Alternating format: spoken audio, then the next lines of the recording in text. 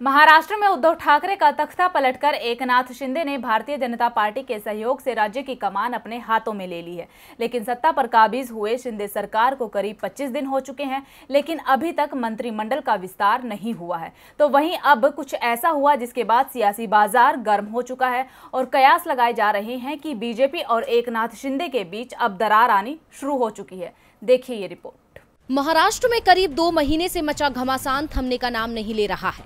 हर दिन राजनीति में नए नए ट्विस्ट देखने को मिलते हैं, जिसके बाद कई सवाल खड़े हो जाते हैं। फिलहाल उद्धव ठाकरे की सरकार गिरने के बाद से एक ही सवाल उठ रहा है, आखिर मंत्रिमंडल का विस्तार कब होगा?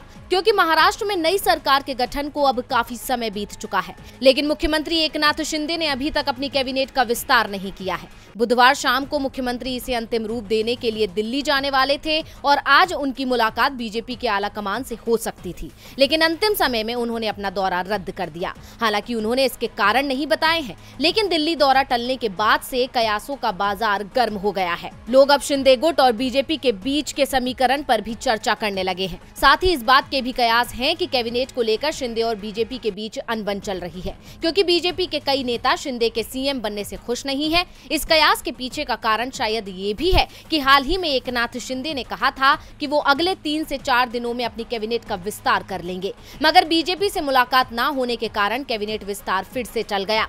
बता दें कि सीएम बनने के बाद एकनाथ शिंदे कई बार दिल्ली का दौरा कर चुके हैं। अधिकांश बैठक के बाद कैबिनेट विस्तार पर अंतिम मोहर की बात कही जा रही है और कहा जाता है कि शिंदे और फडणवीस जल्द ही मंत्रिमंडल का विस्तार करेंगे, लेकिन अभी तक समय नहीं मिला है। तो वहीं विपक्ष ने भी मंत्रिमंडल का विस्तार नहीं करने के लिए राज्य सरकार की आलोचना की है। डीवी लाइव की रिपोर्ट।